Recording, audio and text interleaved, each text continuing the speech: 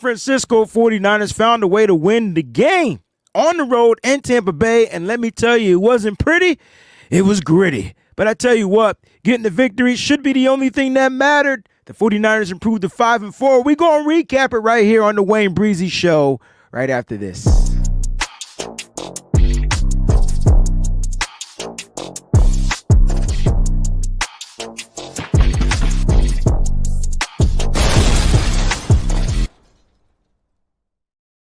What's going on, 49er faithful? I'm sitting here in the corner watching the game. I was trying to pause. I got to watch the game a couple of times. I don't know about you. I watch the game in living color, and then I take a break, and then I try to go back and watch the game again before I actually put on the All-22 and do my breakdowns for the Patreon. Shout out to the 49er faithful that's out there. Thank you so much for tuning in. Happy Veterans Day to everybody out there. Definitely want to honor and salute the veterans out there that fight and serve for our rights and our freedom for this country. I truly appreciate each and every one of you on behalf of the Wayne Breezie family, the Wayne Breezie Entertainment Network. Happy Veterans Day to you. I hope you guys enjoy your day. Look, the Niners got to win, and I know it was ugly. And I'm starting to, I talked about this on the Bleacher Report post-reaction game show, that it's not going to look the way we're used to seeing the 49ers look when it comes to winning games, which at this point, week 10, coming off the bye week, it's just something we may just have to accept. We'll talk a little bit more about that, but it is what it is. They got the win, and I think that should be the only game that matters.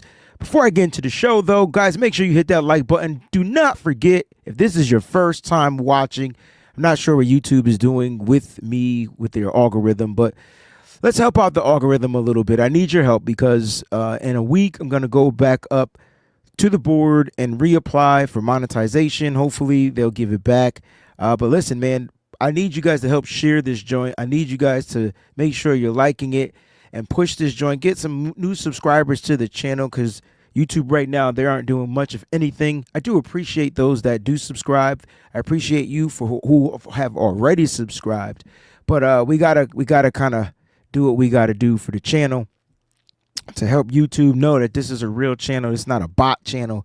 I mean, I'm thinking that's kind of who they think I am, a bot, even though they're seeing my face everywhere. But guys, help me out with that. I would do appreciate it. And if you do want to donate, you could help out with the Cash App as well as the Venmo and the PayPal. It's all the same, TWBEN. So check it out, man, if you want to do that. But make sure you hit that like button. I truly would appreciate it. Shout out to all the faithful again that's out there live. Let's do some quick early morning shout outs.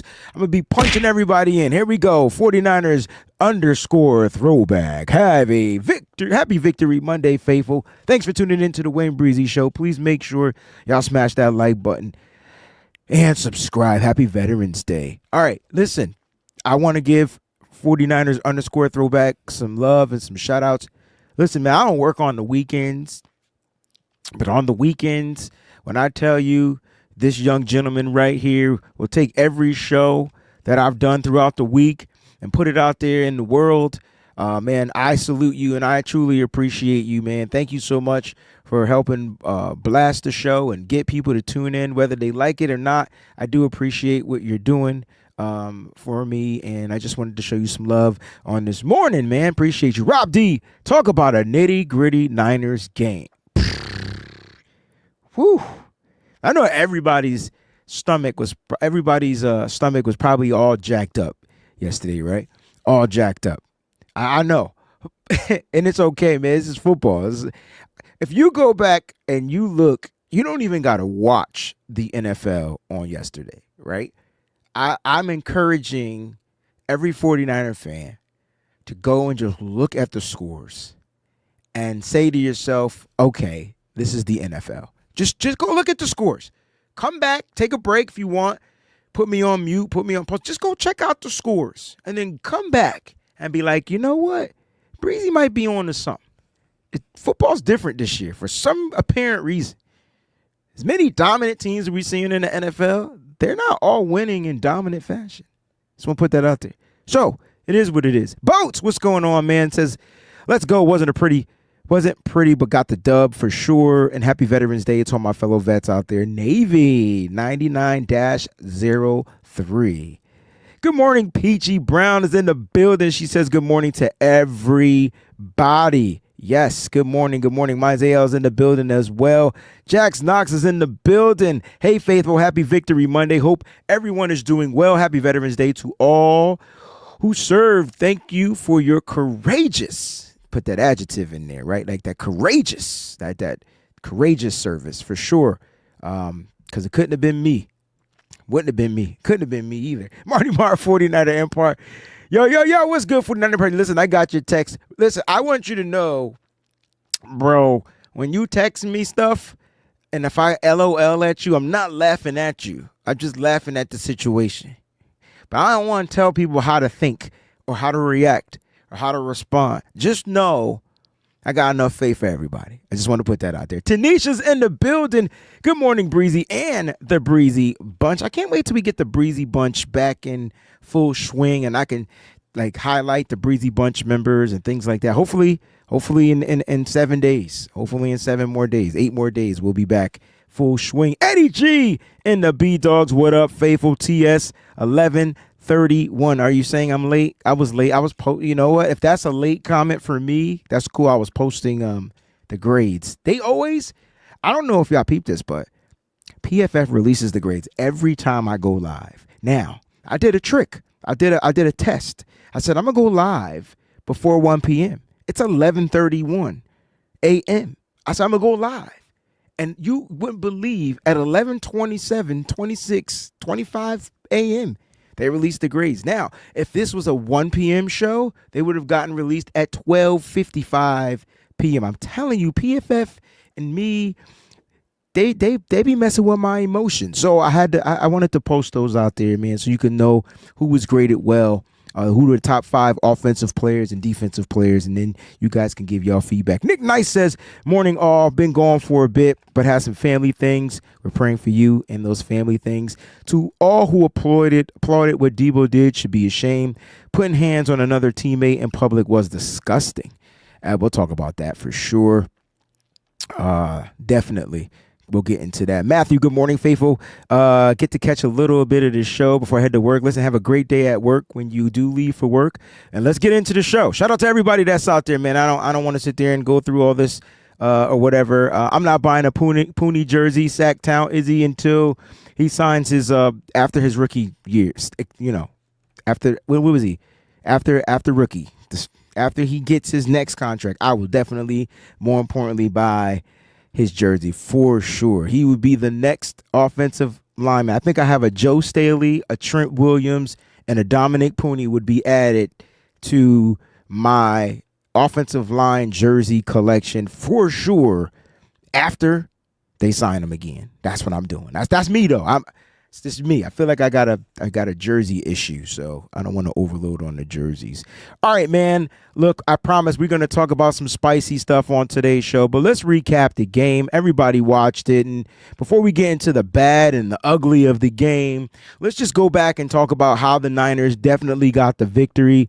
I think that was, just winning on the road isn't easy. It's not an easy thing to come by, no matter how dominant you feel your team is or how dominant, you know what I'm saying, you think your team is. But they did win 23-20, and I think that's what's most important at the moment. I think that's what's most important. Now, how they won tells the story, and let's kind of like recap some of it, right? When I'm sitting here looking at the San Francisco 49ers, I'm starting to break down the film, and I'm going through the different plays offensively and defensively. And you saw a couple of things that really, stood out. You know what I'm saying? I felt like there was a lot of adjustments made offensively, even defensively, right? Because there was only one, to me, defense. Let's start with the defense. Defensively, there was a period of time where I felt like they were either something was wrong. They must have been tired or gassed at one point, but it seemed like they couldn't stop the run. It seemed like they could not stop the run in this game. Now, I want to highlight some things, so bear with me. I'm going to highlight some things. it did appear that they couldn't stop the run, and then they were just getting gashed. And then if you get to the very last drive defensively for the 49ers, if y'all don't stand up on y'all motherfucking feet and give them a round of applause,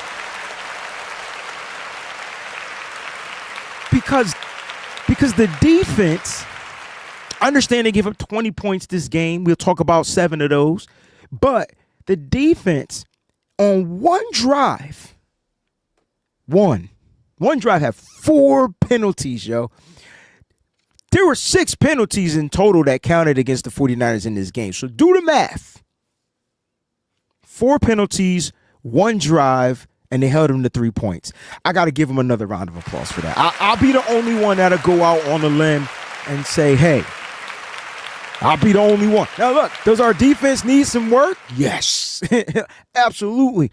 But there's so many factors into the defense and things like that. The Niners did make some roster moves today. Speaking of defense, let's get to it. I believe, if I'm not mistaken, that Renardo Green left the game with a toe injury. Now, we don't know how severe that injury is going to be moving forward, all right? But it's something to definitely pay attention to. We're talking about our rookie, Renardo Green, who actually graded the highest in PFF. He had the highest defensive PFF grade at an 82.6. He had 4 tackles in this game, only 1 missed tackle. 2 of them were tackles for a loss. He was targeted 5 times. He gave up 4 receptions for only, and I like this, 116 yards. Check this out. Like, we're going to go through the yards, right? And so, like, they picked on him. They picked on Renardo Green, but I think, he played, if I'm not mistaken, how many snaps did Green play? So 48 snaps total. All right, 48 snaps total for the rookie. And I like it because he's just trending up. Now, like I said, we don't know how severe this toe injury is going to be for Renardo Green. And so the 49ers decided to make a move. They signed a quarterback per the agent of the quarterback, Nick McCloud, all right, former Giants defensive back Nick McCloud, all right. And so Nick didn't want to play for the Giants anymore. I mean, I can understand it. They didn't want to grant him. They didn't want to grant him the bread that he was asking for. They wanted him to take a pay cut. And so, hey, man, they cut him, right? They decided to cut him. And so he was a free agent out there. And the San Francisco 49ers picked up cornerback Nick McCloud, 6'1", 193 pounds. All right. Now, this year, he definitely, he was out there this year. And I'll go through his stats. 2024, he played in 7 games. He started in 5 games. This year alone, he had a pass deflection. He had 14 total tackles. 10 of them, though, were solo. 10 of them, no, I'm sorry. I apologize for that. No, I was right. He had 10 solo tackles, 4 assisted tackles, right? So 14 in total. 1 was for a loss, according to his stats. And over his 4 years of being in the NFL, he's a pretty good tackler. Now that I look at it, right? 85 total tackles in the 4 years. Now, a lot of people want to know what is going to be his role with the San Francisco 49ers. And, here's a question right here from Jax Knox. Wayne, do you think this new cornerback will help special teams? It's a good question. Because, if you look at this game, special teams is the issue. If you look at every game, special teams has been the issue. Every game, special teams. It's always a brain fart in the special teams. And it's special teams just about on every level. 1 week you got your kicker kicking. Next week you got your kicker missing. But it's always a blip on the special teams. So will he be a help on special teams? I'm going to go out on the limb and say, if they bring him up to the roster as far as the active roster, yes. Why? He's a veteran.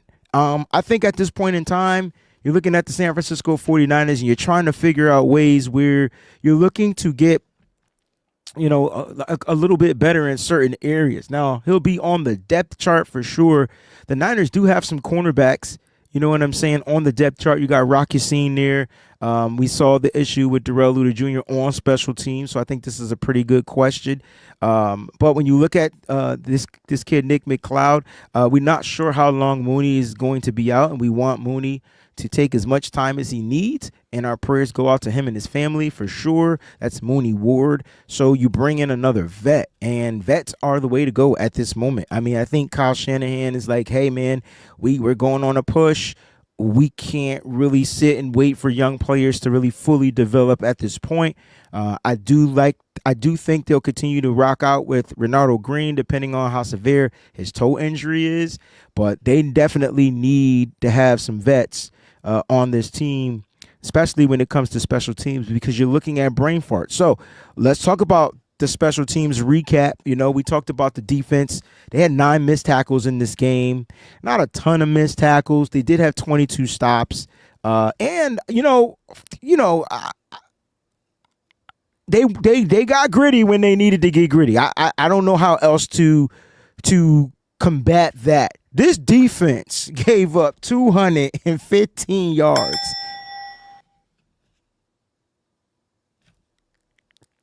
I know the score is 23-20, but and for those that didn't watch the game, I'm giving you the context, but 23-20 was the score. I understand that.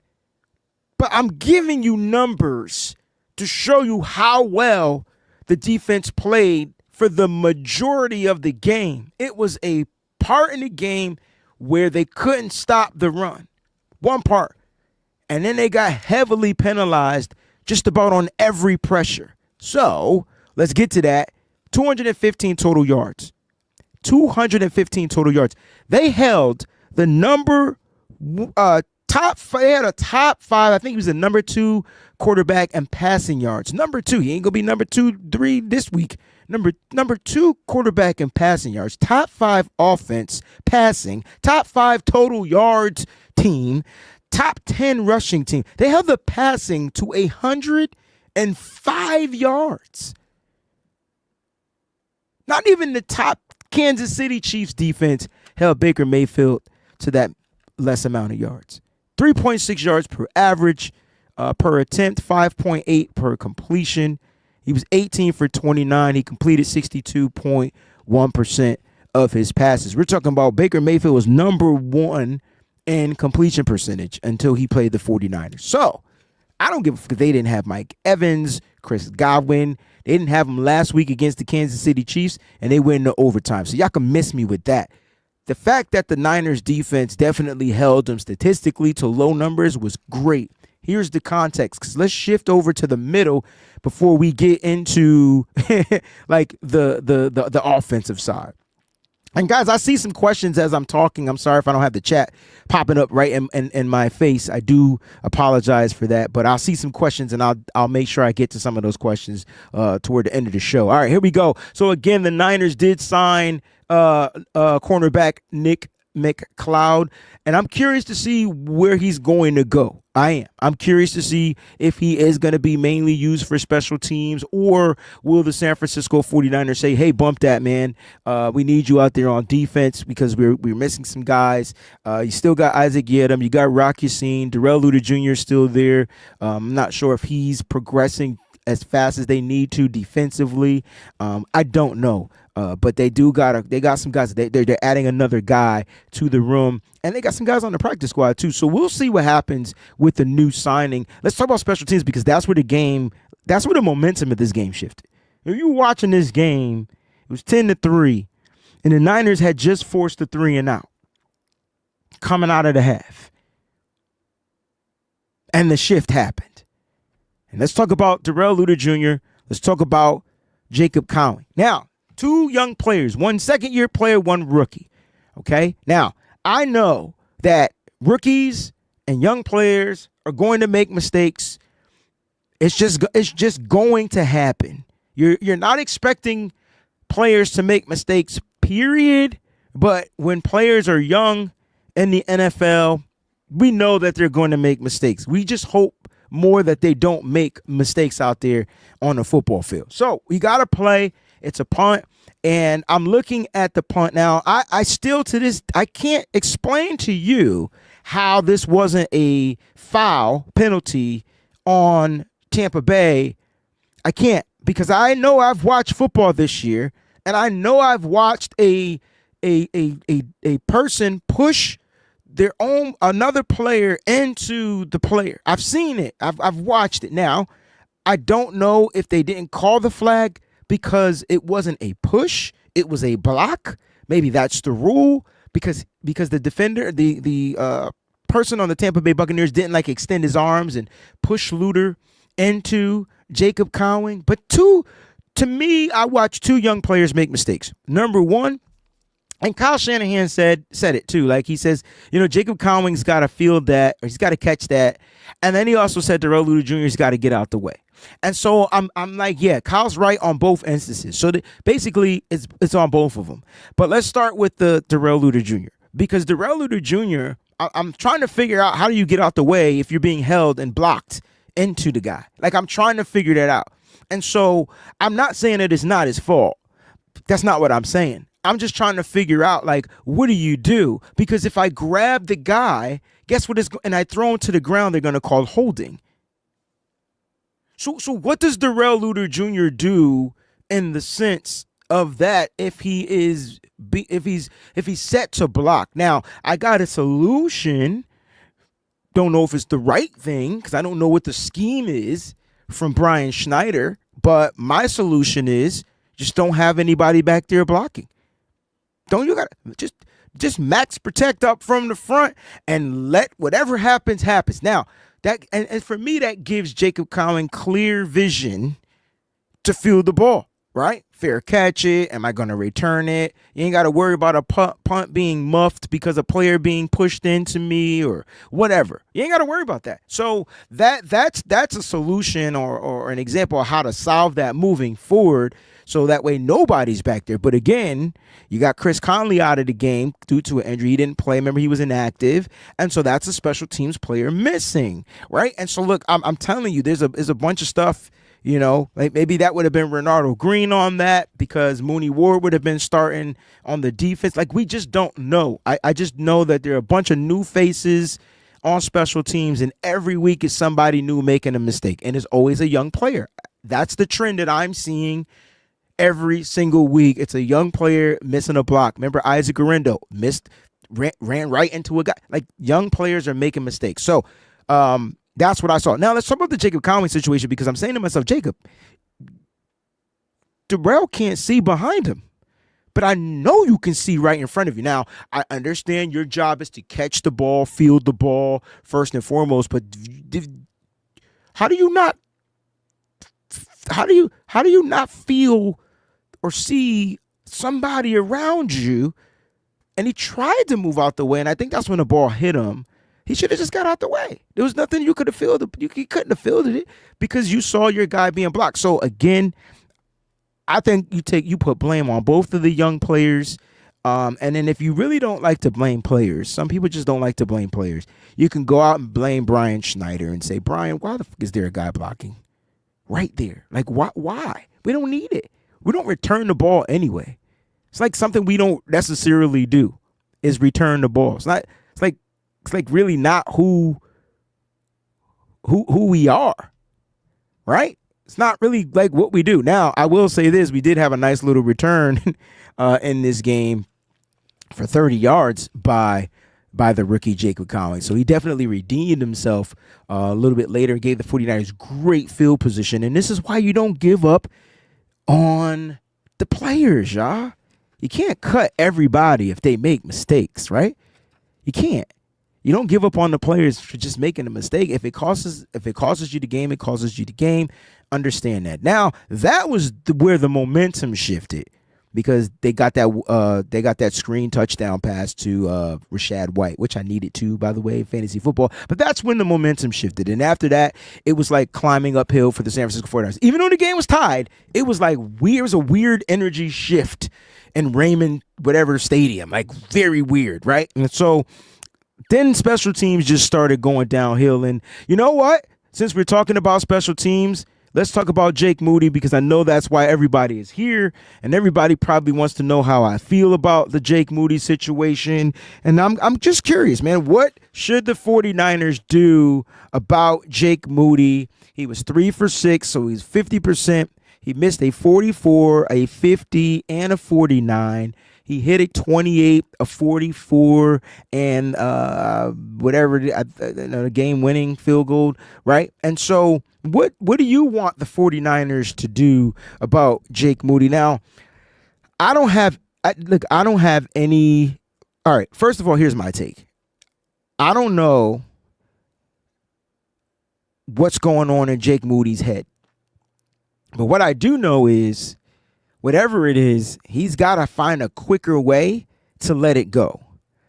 If you watch the game, now I know he's coming off the high ankle sprain, not an excuse, not what I'm saying. He's coming off the high ankle sprains, not an excuse for me. But what I do know is he's overcompensating, and I saw it. First kick he kicked, 28-yard field goal right down the middle. Overcompensating. So when he missed the first one, which was wide to the left or right, can't remember. When he missed, he did it the same way. And so it's like he's overcompensating. And so like even the game-winning field goal, you could tell he was trying not to kick it too hard to the left, and he almost kicked it too hard to the right, and it snuck in for the win. So to me, that's the issue with him. I think he's more just getting into his head. And we saw this before. We saw this, his rookie season. Again, another young player that is going to make mistakes. Now, I don't know what Kyle Shanahan values when it comes to special teams. I don't feel like he values it. And I think Kyle Shanahan really believes that his offense should score touchdowns every single time. I do. But in situations when the offense doesn't, I would think that Kyle Shanahan would feel more comfortable knowing he has a kicker that he can rely on. Now, I don't know if that's how he feels about Jake Moody. I see a lot of cut-ems in the chat, and I understand. Trust me, I understand the sentiments in those words, because this cannot be a situation where you need your kicker to kick it and make it, and you can count on him, you can rely on him, and it misses, and now the 49ers are out of the playoffs.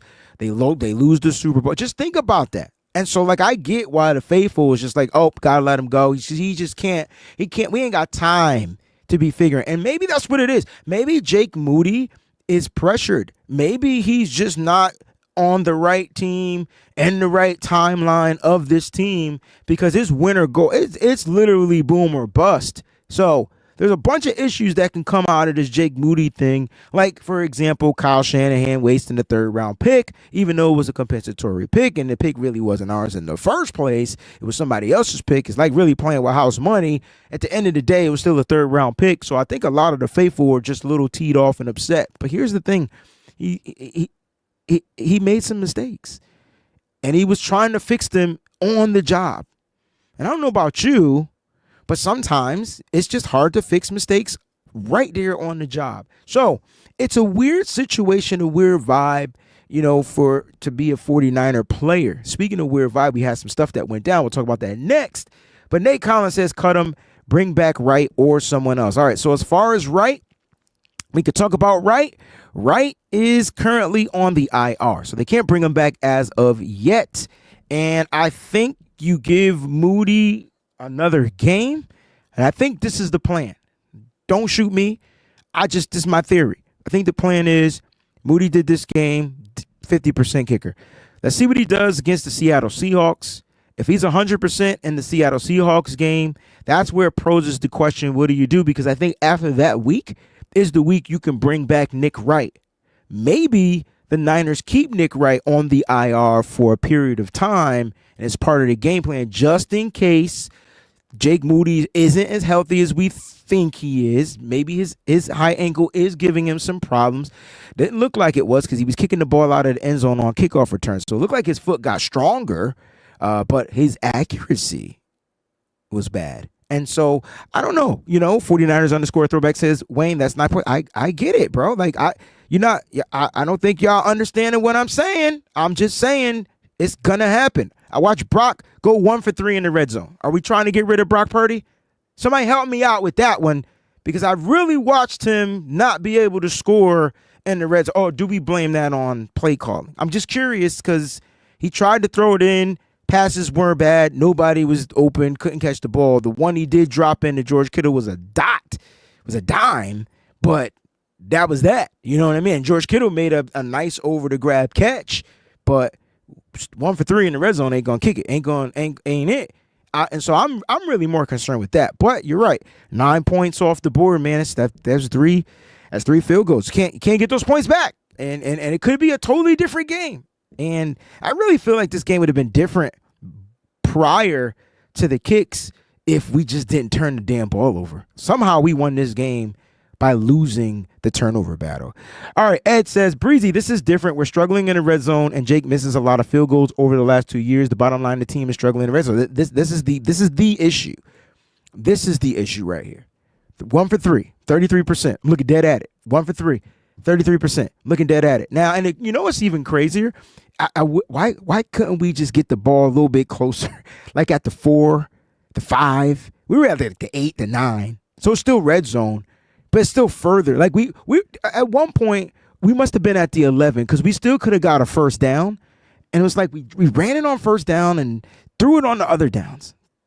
Whatever. But yeah, we got to figure out how to fix that, in my opinion. And I'm with you, Ed. If we could try to fix this red zone stuff, we'll be Gucci. Speaking of red zone, let's talk about the offense in this game, because we were talking about the offense. 1 for 3 in the red zone isn't going to win you many games. It's just not. And the 49ers, with Christian McCaffrey being back, the San Francisco 49ers got to find a way to figure it out. As far as my take on the Jake Moody, here's my thing. You give him a shot, one more shot against Seattle. If he's kicking off, I don't know if you cut him, but you got to do something with the because like Throwback said, we can't be leaving points out there on the football field, period. So I'm with that 100%. So you got to find a way to, negate it. And that's going to come to Jake Moody in his head and the type of encouragement but that they give him. Now, the Niners did go 5 for 11 on third downs offensively. That's 46%. I need that number to be over 50% every single week, 50 or higher. So to me, they failed in that category. But they did put up 413 yards offensively. They put up, let's see, what did they do in the air? 338 yards in the air. And the Niners only rushed for 75 yards. So not a good running day for the 49ers. You can tell that Tampa Bay was doing their job trying to take away the run, but a lot of checkdowns to Christian McCaffrey. I sat here and just did my Purdy's throws notes. Man, Purdy is comfortable throwing it to Christian McCaffrey. Like that's the probably going to be the difference of the offense. I got it, and Christian I can trust. So that's something to watch as they continue to move forward, and the offense maybe starts to ramp up a little bit. The Christian McCaffrey connection. So they didn't rush the ball well, man. I 22 times. I was hoping they would have had a little bit, more of a distribution as far as with the run game, but 22 times, 75 yards is what they were getting. Jordan Mason had a couple of snaps. Garindo, maybe one. Christian McCaffrey was the bell cow in the game. You total it all up, you get 22. They did have 24 first downs in this game, and they threw for more first downs than they did rush for first downs. They did get helped by 4 penalties for first downs. So the Niners did get a little bit of help from Tampa Bay's defense and making mistakes. But the issue when it comes down to me and how this game panned out was that gosh darn turnover on special teams, because the Niners offense was literally getting the ball back, and we don't know if they were going to get into a rhythm. We don't know. It's crazy. It's super crazy. First, again, I just want to send a happy Veterans Day out there to our veterans of this country. Truly appreciate and love you with all of my heart. Shout out to the 49er faithful. Again, I'm not leaving. I just wanted to give you some love. And guys, don't forget to hit that like button. Hit the subscribe button as well if this is your first time watching the show. That was the game recap. And the Niners won 23-20. I do want to go over some grades because I know a lot of people already feel like, wait a minute, Brock played. Let me ask you this question. How did Brock Purdy play? Did he play average, above average, or below average? I should have just asked the poll question, but I don't have the browser up right now. So I'm going to ask it live. And for those that are watching, feel free to comment in the show. Looking at Brock Purdy, do you feel like he played average, above average, or below average? Go ahead and put your comments in the comment section of the show, and I will pop some of those up here on the live screen, baby. I see the first one. 49ers underscore throwback says Brock Purdy played very well. I'm not sure if that means above average, average, or below average, but I'm going to put that in the above average category. Like, you know what I mean? Yeah, because you gave him an A+, so I can get it. I can dig it. Robert says average. All right, Robert says average. I like it, man. Big Daddy Niner says C, so that's average. Library Looky Lou says above average. Ed, above average. Jared, average. Very average. Now, what the fuck does that mean? Does that mean, like, is that above? Very average. Is that above average? Because it's more than average. Or you're saying very average. I'm just messing with you, Fly Mac. I just don't know what that means. But yes, very, very average. Brock was well above average. I'm going to go over his stats in a second. Brock didn't turn over the ball. That's some of your context. I like that. I heard the 49ers signed someone to the practice squad. They signed cornerback Nick McCloud, not cornerback EN16, Nick McCloud. They did sign another cornerback. Jax Knox says above average, took us down the field elitely. All right, I like that. First half, here we go. John Muzzy, 89-33. First half below average, second half above average. This is my grade. This is how I would have written it. I don't know what was going on in Brock's head the first half, but he was the most indecisive quarterback I've ever seen in my entire life. I saw too many motherfucking pump fakes, and I'm saying, Brock, just throw the ball. The guy's there. There was a play where he missed Jawan Jennings wide open because he's running to the right, and I'm trying to figure this out because I'm saying, Brock, Ricky Pearsall is wide open. They forgot to cover Ricky Pearsall because they're coming at you. So why you just didn't throw it to Ricky Pearsall? Trust? What the freak? And so those are times that I question myself and I say, well, I question Brock and be like, Brock, what the And then he throws it back across his chest to try to loft the ball to Jawan Jennings. Those little titty bitty mistakes is the reason why we got to attempt field goals and not get touchdowns. I'm just saying. So I'm with John Muzzy here because, I got to call it like it is. I don't care what it is. I know Jake Moody, you sucked, but you won the game. It is what it is. But I thought Brock Purdy, he didn't suck. I don't think he was super below average. I would actually change this. I would say he was average in the first half, John. I'm going to change mine up a little bit. He was average in the first half, and then he put on like the Superman cape in the second half. And then Jax even said it. He drove that ball down that field to get that ball in the field goal range with 40 seconds? Oh, shit. About time. Might have been the second time we saw Brock do that. Maybe the third. Did he do that against Detroit? Can't remember. But about time. Because I know in Cleveland he did it, and we lost. This time, Jake Moody hit the game-winning field goal. So I'm with that. But, guys, man, Brock played overall. You got to give Brock some daggone credit. Got to give my boy Brock a round of applause because overall, I thought he played damn well. Overall, I thought he played well. He was 25 for 36, 353 yards, 2 touchdowns. He was sacked 3 times, and, part of that was most of that was on protection. I think one was on him. I don't know a 119.3 quarterback rating. He did have a turnover. He did fumble the ball, but it was with him running. But he didn't lose it. You know what I mean? He didn't lose the ball. He definitely had 4 carries for 17 yards. I think, if we're out there on the football field, I think you can put yourself in the shoes of Brock.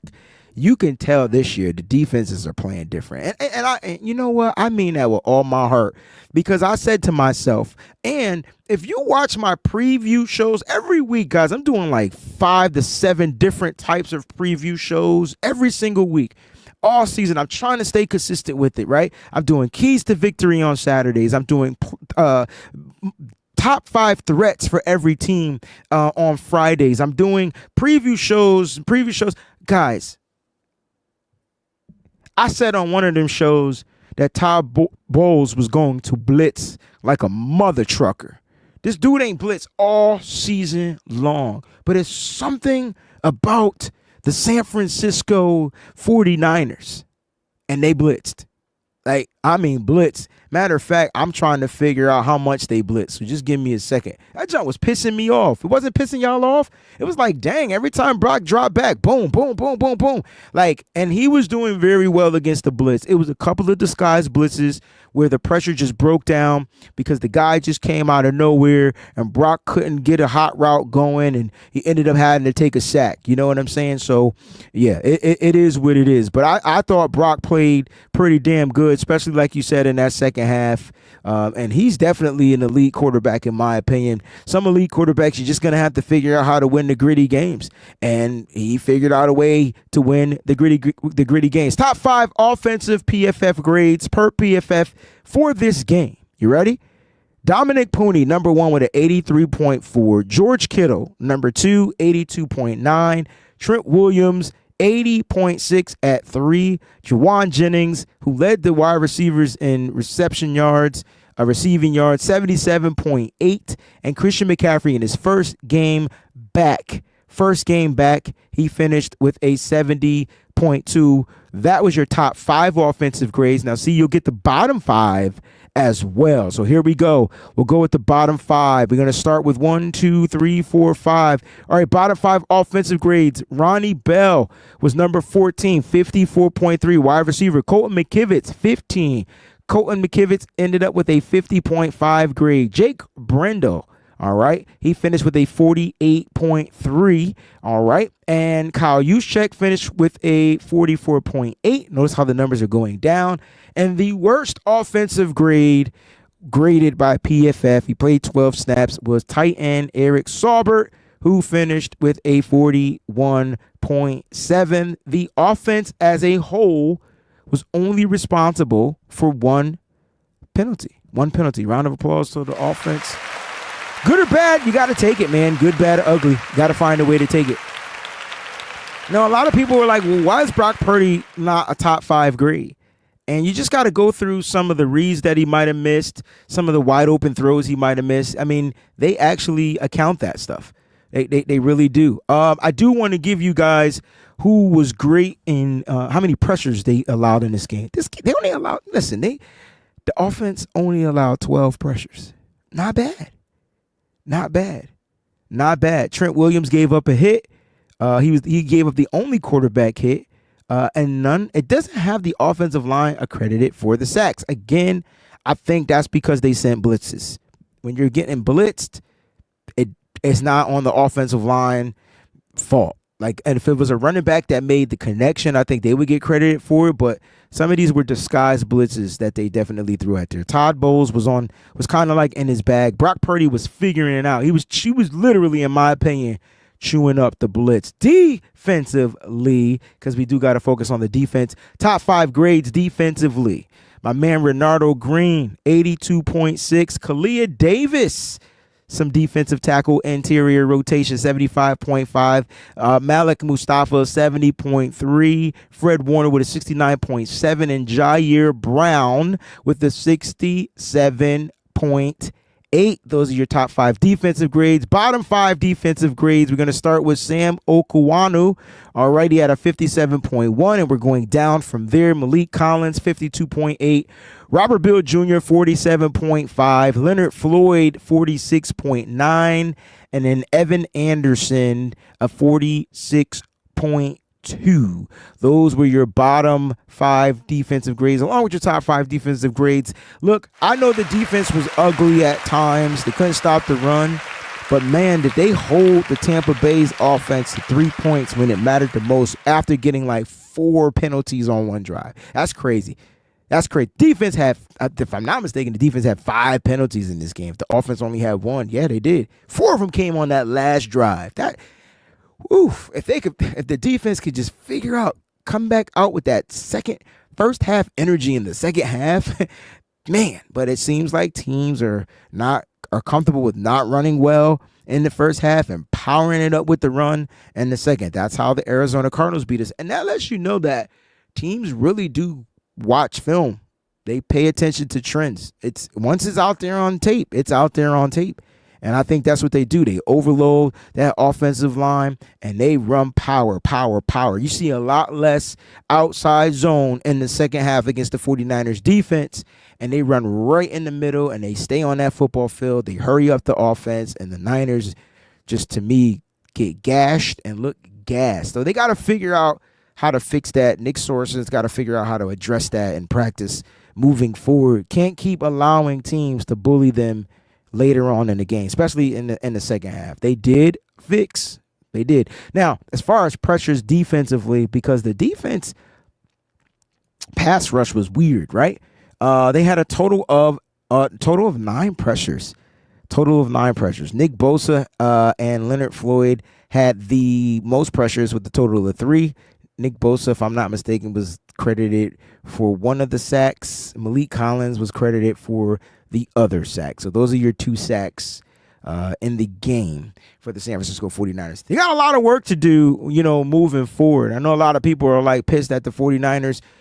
And listen, man, it's your every right to be mad at your team if they don't live up to the expectations of what you felt like they should be coming into the 2024 season. There's nothing wrong with it. I know for me personally, I'm changing my expectation, and I think it's okay to change the expectation. And the reason why I feel that way is because it's a different team. It's a different set of people preparing for your team, and you got a different set of players that you're going out there with, and different way they get stuff done. I know the majority of the team is there. I don't know why they seem to struggle in certain areas. Could be the new defensive coordinator, could take time, could be communication. It could be a bunch of everything.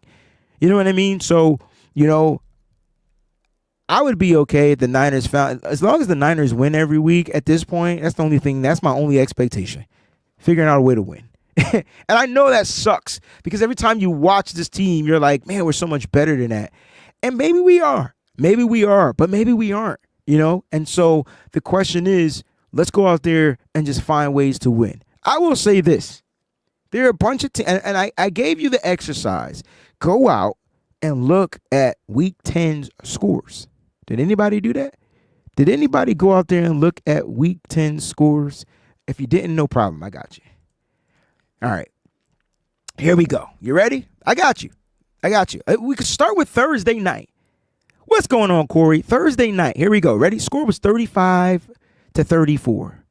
The Baltimore Ravens, top team in the NFL, squeaked out a win against the division rival Cincinnati Bengals. All right. And I'm going to go with the top teams. I'm not going to go all the teams. I'm going to go with the top teams. Did not have New England beating the snot out of the Bears. The Bears should stick a fork in it. But I guarantee you when they come to San Francisco or Santa Clara, they're going to be ready to play. We better not sleep on the Bears. Buffalo beat Indianapolis by 10 points, 30-20. All right. Minnesota couldn't even score a touchdown, but they did win gritty against Jacksonville. The Denver Nuggets fell short to the Kansas City Chiefs, the undefeated Chiefs. The undefeated Chiefs blocked the fucking field goal to win the game. You can't make this stuff up. 16-14. Undefeated. They undefeated. Best team in the NFL. Barely won. I just want to put that out there. All right? I did not have the Falcons losing to the Saints, but whatever. 20-17. 49ers. Field goal. Game-winning field goal. 23-10. Look, Washington, they were first place in the NFC East. They are no longer first place in the NFC East. They're no longer because they lost to Pittsburgh. I don't even know how. I knew they were winning, and they lost 28-27. I'm telling you, football was weird this week. The Jets are the worst team in the NFL, hands down. Cardinals beat that ass just like the 49ers beat that ass in week 1. All right? Philadelphia Eagles, if y'all would have slighted any slate to the Dallas Cowboys with no starting quarterback, you would have got the works, but they beat the snot out of the Dallas Cowboys. And last but not least, on Sunday Night Football, you had a couple of juggernauts go at it. And those juggernauts, 26-23. I was asleep. I didn't watch this game. I said, oh, man, the Texans they were beating the snot at halftime. It was like 21-3 or 7 or something like that. I'm like, oh, this game's over with. I wake up, that score is 26-23. You know who won the game? Cates, whatever his damn name is, the field goal kicker. Yeah, he won the game. This is football, y'all. This is November football where you got to find a way to win gritty and get into a stride. The Niners got the win, and my point is it doesn't matter how you win it. Every victory is not going to be pretty. We had a couple of pretty wins this year. We had some ugly losses. We never got blown out. Maybe the Chiefs game was the ugliest game of the season for the Niners. And we found a way to win gritty on the road. So if you're a 49er faithful, stand tall, stand proud. Your team got the goddamn job done. And let's not act like the Tampa Bay Bucks were a laughing stock in the NFL. They're dealing with injuries just like the 49ers, but they were top 5 in just about every statistical category offensively. And this 49ers defense held them to 215 yards. I can't wait till we play Seattle. I don't know about you, but I can't wait till we play them Seahawks. I just can't. Because one team I know Brock Purdy plays well against is the Seattle Seahawks. I'll be previewing the Seahawks all week long. All week long. I promise you we're going to be previewing the Seahawks all week long. Let's see if there was any questions out there. All right, B. Lauren had a couple of questions. So is Luter getting cut? I don't know, man. He made one error. I don't even think they took him out of the game. He made the error on the special teams. That's what you're talking about. I don't see him upgrading to the defensive roster yet. I don't know if he's there yet. Does he get cut? Probably not, because we have a short, and I know you're talking about with the addition of the new corner. I think you keep Mooney Ward on the active roster until he's able to come back, or he may be able to go on a different type of a list for the 49ers, depending on, how much time. Like, he may be able to go on like the NFI or something like that and give him like 4 weeks to come back or something like that, because he's not injured. But I don't know how they value, I don't know the rule for bereavement and things like that, so I don't know. But with Nick McLeod being here, I think he starts off on special teams, and we'll see something, we'll see if anything happens with any of the corners. I just don't see any of the corners getting cut. And the crazy thing is they got a couple of corners on the IR. I don't think they're bringing back Ambry Thomas this year. Good for the Niners, right? They don't need him. They're going out looking for some vets to come in here and do some things. Is Renardo going on the IR? I don't know the severity of the toe injury. I don't have an update on it. And so we just have to wait. Now, if he goes on the toe injury, that changes up things a lot. I mean, if he goes on the IR, I think that changes up things a lot. So really good questions, B. I appreciate that. Let's see if there are any more questions out there. Let's see. Jack says, let's go get Mostert. Ain't happening. The Miami Dolphins are not trading this guy. I wouldn't trade him. They need that 1-2 punch. They just do. I think our running back game is great. I really do. I think our running backs game is going to be great. I honestly do. I see Corey got a birthday coming up, so happy early birthday to our brother Corey out there for sure. We love you. Also, happy belated birthday to Miss Debbie. She is not watching. Her birthday was on yesterday. Also, happy belated birthday to my brother Fair. His birthday was on yesterday as well. So happy belated birthday to those guys for sure. All right. So let's get out of here, man. Look, I believe Nitty Gritty Niners would be tonight. I got to check in with the crew. We'll start previewing this daggone Seahawks game. Niner fans, I know you're feeling weird, but we're victorious. And I think at the end of the day, that should be the only thing that matters. And, I'm not challenging your faith. I'm not questioning your faith. You faith the way you faith. But everybody just needs to stand, man. This is what do you call that thing? Like, this is This is a war, right? Like, so it's going to take some time for things to kind of get into a rhythm. I'm hoping that the 49ers, and I believe that the 49ers will find their stride. We kind of look like the 49ers that ended last season. I don't know if that makes sense. The 49ers that ended the last season, the 49ers that played in the playoffs, the 49ers that were just doing as much as they could, kind of like to get by and coasting. I don't know if the 49ers have another level. I'm praying that they do. I'm praying there's another gear that they can flip the switch to. I believe there's another gear. We didn't see the best of Christian McCaffrey. We didn't see the best of what this 49ers offense could do. It was his first game back. We got 6 more games, right? 7 more games to go. So we're going to be fine. 6 to 7. We got a crazy road trip coming up shortly. Let's win at home. It's the only thing that matters. You beat Seattle. You're sitting at 6-4. You got another divisional win that helps you out, and we just got to figure out what we got to do on the road in Green Bay after that. So before we even look to Green Bay, let's take care of the gosh darn Seahawks. Not a team out there I want to beat more than the damn Seahawks at this point. Let's go ahead and send their season to the off season by beating them. Thank you guys so much for tuning into the Wayne Breezie Show. You guys are the real MVPs. Salute to everybody out there. We can't end the show without this. My bad. See, y'all was clicking out. Y'all be ready to click out. Ronnie, Breezy, with the Debo scuffle with the team, is the locker room falling apart, or will this make them get right?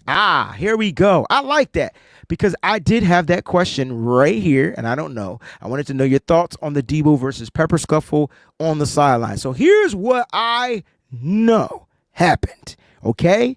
So Debo said something to Jake Moody, and Tabor Pepper stepped in, and Pepper's like, yo, don't be talking to my guy. I got this. We got this. He said we. He didn't say I. And Debo's like, man, get the fuck out of my face. And boom. And there's the shot to the neck and to the throat, right? And so it looked bad. It did. But for those that are crying about a couple of brothers fight, if you never fought your brother before, I don't know what kind of relationship you ever been in. I hated it. I fought my brother. I fought my brother over dumb stuff like, I remember my brother and I going on a trip. And I hated myself after this. I do. Usually the person that is the aggressor is the one that feels like afterwards. And I'm sure Debo is like, whatever. In the moment, it happened after, my bad. Like, right. So, look, I remember being on a bus trip. And we were going to Franklin Mills Mall. It was a church shopping trip. And my brother was sitting behind me. And my brother was sitting in front of me. And he let his seat back. And I asked him not to let the seat back too far because of my knees or whatever. Now, I know I was probably being a little petty, but he did it anyway, right? And he did it forcefully. So my dumb self just did what I did, and I hit him because he didn't listen. And I felt bad afterwards because I was wrong. But at the end of the day, we got into it, we got over it, and we still love each other. And I think that's what brothers are going to do. There's a bunch of emotions going out there on the football field. Now, we're going to fight. Families fight. It's what families do. You're not going to like it, but families are going to fight. You know what they did? They fought, and they found a way to win. So regardless if you liked it, if you think it was asinine, if you didn't like it, that's fine. But I know one thing. Whatever he said to Jake Moody made that motherfucker make the field goal at the end of the game, and the 49ers won. So, do I agree with the fight? Nah. Our fight's going to happen? Absolutely. You see, players fight every single time. It's just what players do. Like, it's an aggressive sport. It is. It's a bunch of aggression. And so for me personally, it's fucking football. Like, why are we crying? The fuck? Like, I don't get it. I don't get us. We find everything. Oh, we're fighting on the side. We're fighting on the sideline. Who the freak cares? Maybe this team will get a little bit more rock solid and a little bit more rock hard. No pause. Because at this point, they better toughen up. Because if you think the other teams aren't going to come out there and try to fight them, so it's okay when we fight the other players. We just don't want us fighting each other. Nah, I mean, sometimes you're just going to have some disagreements. Now, I heard through the big bird that Debo was antagonizing it, and Debo was on the sideline talking about them and saying, yo, blah, blah, blah. I get it. How many times Jake Moody missed? 3? So he probably 3 times went and said some stuff. Oh, well. Make the kick, motherfucker. Like, what do you want me? Like, what are we talking about? Make the kick, kid. Make it. Now we want to defend Jake Moody. No. Make the kick. I bet you. Hey, Moody, listen to me. If you make the kick, ain't nobody trying to fight you. You literally got one job, bro. Make the kick. It's simple. Now, Debo, as far as your anger and your emotions, look, it's football. You're going to have a bunch of that on the football field. And should we be fighting each other? To each their own. But I do know this. Tabor Pepper, next time mind your fucking business, and he probably wouldn't have hit you. Tabor didn't have to jump in it. Why did Tabor? Let me ask you this question. What the fuck was Tabor Pepper doing jumping in the middle of it anyway? That's my thing. Hey, you got caught in the crossfire, my boy. Like, literally. And that's what it looked like, the gesture that Debo, I don't know what Debo said, but that's the gesture that I got when he pushed, he hit Pepper. You got caught in the crossfire. It is what it is. But at the end of the day, I bet you Jake Moody made the kick. I'll leave it at that. They're having fun. When they're having fun, it's all good. When they're not having fun, it's all bad. And I'm like, guys, man, they got to figure out a way to talk to each other. They got to figure out a way to communicate. They got to, you know what it is? They got to figure out a way to get through.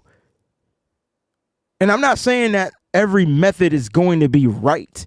And I'm not saying this because I'm a Debo fan. This could have been any player. It could have been Trent Williams. Could have been Kyle Juszczyk. It could have been anybody that did or reacted the way Debo did. I would have been like, hey, man, he a captain. Listen to the captain. Pepper not a captain. He's just not. But it is what it is. You know what I'm saying? Here we go. Here we go. I like the clapback. So Big Heck says Moody should get on Debo about them slow-ass end around plays. So we're going to have to do some film sessions with Big Heck. Because when Debo's in the backfield, you do know that the defense knows he's getting the ball, right? So last time I checked, when the defense know you getting the ball, it's probably not going to be in the advantage of the offensive player. So perhaps we just don't run the end around with Debo since the defense knows. He's not slow in the backfield. He's waiting for a motherfucking hole to open up so he can get through it. I know you watched the game, and I know you saw not one hole open up in the outside zone when he got the ball. I know you saw it. I know you did, because I know you're smart. So why are we taking shots at Debo when, if we're going to take shots at him, just take shots about the dude punching Tabor Pepper. Like, I think that's it. But as far as the way he played on the football field, I mean, Debo finished this game. He had a big positive play at the end, and he finished the game, well, and only he was 4 for 5 on targets. I don't think he had any drop passes. It's just crazy, yo. But I tell you what, man, at the end of the day, the Niners won. So whatever it took to get this win, they got it. So look, man, it is what it is. You could have your take on it. You could be good for Pepper. You could be bad on Debo. You could be good on Debo. You could be bad. And that's your take.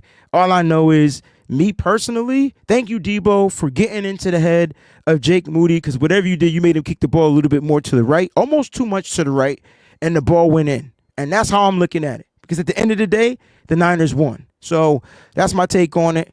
I'm sure they'll make up. They'll shake hands. They'll be friendly later on. And if they go around hating each other, that's on them. That's on them. Now, I do expect Debo as a captain to be the leader and be the bigger guy and be like, yo, man, my bad. Now, that's me. That's what I expect. That doesn't mean he's going to do it.